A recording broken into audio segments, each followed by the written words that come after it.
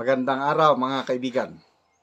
Pag-usapan natin ngayon ang social media post ni former Vice President Leni Robredo na lumalabas, pinagtatanggol niya si VP Sara sa ginagawa ng mga kongresista na yung binubusisi ang paggastos ng confidential funds. Nakakatuwa po, inamin ni VP Leni na hindi sila magkaibigan ni VP Sara, kailang hindi rin sila magkaaway. At nagsabi lang siya sa kanyang opinion na iba ang paggastos ng confidential funds. Nako, ang sarap pong pakinggan. Ito, may napanood akong vlog ni Super DM, Makata Style, pagpapaliwanag. Nakakatuwa. Pakinggan natin ito. Ngayon magsasalita na naman ako para tanggalin ang kanilang katangahan. Ito ay para sa mga vlogger at sa kanilang supporters na bubo sa confidential funds. Itong mga vlogger na ito, hindi ko alam kung tanga o nagbingi-bingihan. Pati sinasabi ni Marcolita, hindi nila maintindihan. Ngayon, si Madam Lini naman ang ating pakinggan. Tinatanong si Madam Lini kung ano ang masasabi niya sa confidential funds. Ano ang sagot ni Madam Lini? Ang sabi niya, before I answer that, I want to clear things first. We are not friends. I don't like Sara Duterte, but I also don't dislike her. Hindi naman kami magkaaway, pero honestly, ang confidential funds kasi is for general use. Unlike budget na may specific na na paggagamitan. Ang gusto kasi ng Quadcom is detalyado ang reports ng OBP. Piso by piso, dapat sabihin saan ginamit, hindi po ganon yun. Wow! Hindi pwede yung gusto nila, kaso kasi confidential nga yun. Yeah, salamat po, Madam Leni. Napahiya ba ang mga bangag loyalist? Ang liit ng utak nyo, kayo ang tunay na didilis. Nakabili lang kayo ng mic, sasabihin nyo agad na ako ay isang loyalist. Tapos babanatan nyo ang mga DDS. Kung ako sa inyo, buti pa kayo ay umalis para hindi na kayo ma-stress. O sa mga bangag loyalist, bakit kay Duterte kayo nagagalit? Dahil ba ang passport ay ginawang 10 years? At ang lisensya ginagawang 10 years? Free tuition sa mga colleges? Dublado ang sahod ng mga pulis? Pinagbayad ang mga oligarkes? Inayos ang Boracay at Manila base? Inubos ang mga maotit terrorist? Tinanggal ang laglag bala sa airspace? Tapos may build project? Pinasara ang ABS? Kasi ayaw magbayad ng buwis? Tapos inubos ang mga adik? Sasabihin nyo, bayad kami? Oo, matagal na kaming bayad hanggang sa aming kaapo-apuhan. Nakikita nyo naman ang magandang proyekto na ating napakinabangan. Sa kanya lahat yan, hindi tulad ngayon, walang nagawa kundi puro nakawan. Kaya ano ang sinasabi ng army? Kung anong mas nakakabuti ng bayan, doon kami. Sumusunod PRRD. Isang go signal mo lang, palagi kaming ready. At eto pa, meron pang nagsabi. Una, hindi nila hawak sa liig ang buong tropa. Pangalawa, mas alam ng enlisted kung ano ang gagawin namin. Pangatlo, nag-aantay kami kung sino ang may lakas ng loob na pangunahan kami.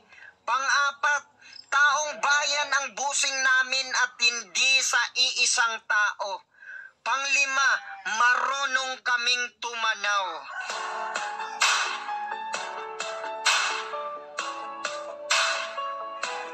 Sinungaling umano si dating Pangulong Rodrigo Duterte hinggil sa pagbubulgar nito sa mga blankong pahina ng isinumiting 2025 National Budget Bicameral Report. Ayon yan kay Pangulong Bongbong Marcos. Pero sino nga ba ang tunay na hangal? Kopya ng Bicameral Report ang sinasabi ni Duterte na may fill in the blanks o mga patlang para sa monetary amount na pirmado pa ng BICAM. Ang tinutukoy naman ni Marcos ang General Appropriations Act o GAA na sinasabi niyang wala umanong mga patlang. Kaya lumalabas tuloy na iba ang sinasagot ng Pangulo sa pinag-uusapan. Kahit mismong ang kapatid ng Pangulo na si Senator Amy ay sinabi rin na may mga blanko nga sa bicameral report. Hindi ako kailanman pumirma ng anumang papel hinggil sa budget ng 2025 o sa BICAM report na yan. Paano ko naman pipirmahan ang blankong papel? Tanong tuloy ng iba, sino kaya ang nagpuna ng mga nasabing patlang sa bicameral final report matapos isumite sa executive branch? Samantala, may mga paghahanda na umanong gagawin para iakyat na sa Korte Suprema ang nasabing usapin. Ayun, naiakyat na po sa korte, naisampa na yung petisyon. Balik tayo doon sa post ni BP Leni, ano? Tama yun. Yung confidential funds, kasi ako, kahit malit lang, nakahawak din kami ng confidential funds doon. General purpose yan. Huwag mo nang idetalyado na piso by piso. So, itong mga kongresista natin, I don't know kung alam nyo na, yung motibo nila, kaya ginagawa nilang malaking issue yung paggamit ng confidential funds ni BP Sara. Hintayin natin yung final decision ng COA. Up to now, wala pa. Notice of disallowance pa lang yung binibigay ng COA. So, salamat po, former Vice President Leni Robredo, for being honest. Hindi sila magkaibigan, hindi rin sila magkaaway. So, nagsabi lang siya ng kanyang saloobin na hindi maganda yung ginagawa ng mga kongresista. Okay? So, mga kaibigan, salamat po sa inyong panonood palagi sa ating channel. Yung ating kita sa channel na ito naitutulong natin sa Tribong Talaandig sa Bukidnon. Panoorin nyo ang video na ito kung saan nakakatulong tayo sa pag-repair ng mga sira-sirang bahay ng mga tribo or pagpapatayo ng bagong bahay. Salamat sa inyong suporta. Muna ni siya ang balay nga kuan gyud siya kanang tulo na.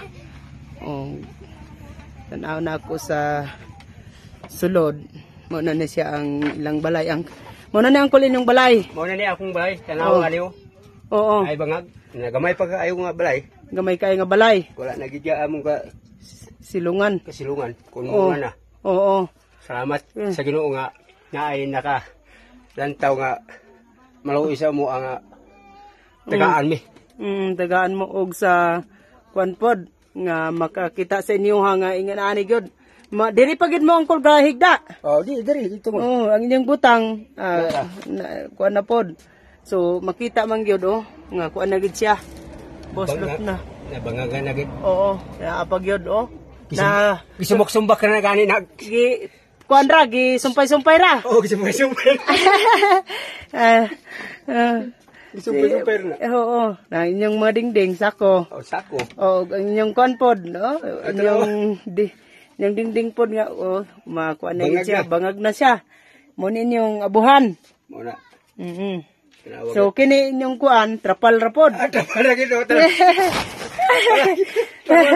Inyong kuan sa inyong balay. So, lisod yun ang kulba nga, wa tay balay nga magtulo pag yun. Imbes, bulangoy ra atong kakanon. Gatuloan pag kita. Bulangoy ra kadadlaw inyong pagkaon. Tanawan yung biji.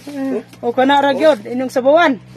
So, lisod yun kaayo. Lisod yun. Walay kapalit o giro. Wala gyud. Oo. pobre gid kayo pobre, ka. pobre kayo. O ani ang ilang kabutang ang makakita sa ilang kuaning taon. Kana daw ang ilang ginasabawan. Okay na yun. Oh. Kamu, mura amo. Oh, kamuti. Kamote. Oh, kana gyud. Oh. Mm. Kamuti ra. Oh. Among Kana ra inyong pagkaon din yung balay gatulo pa gyud. So epektado gyud mo sa kuan, kalisod gyud. ay picado gid. Low gid. Oh, mga sako lang in taon ang ilang dingding. Oh, ang ilang ato kuan na gyud tulo na gyud kaayo. Ang ilang higdaanan.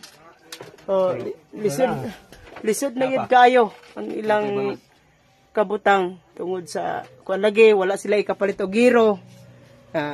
Kabangag-bangag na yung taon ilang balay pero kuan na gyud naganto sila sa pagpuyo nga pariani. Pasalamat tadi. Oo. Antos lang ka. Oo. Pasalamat ka angkol nga kuan matagaan na gid ka angkol og giro. Kay nakita naman gid ang imong kabutang nga lisod gyud. Manalamat ko sa Ginoo nga naagit tao nga maluoy sa mo nga matagaan mig sin. Oo. Aron Oo, parani nga. mayong payat. Oo. Nga maayo ra. Oo. Sige angkol, salamat. Salamat kayo. Sige, salamat.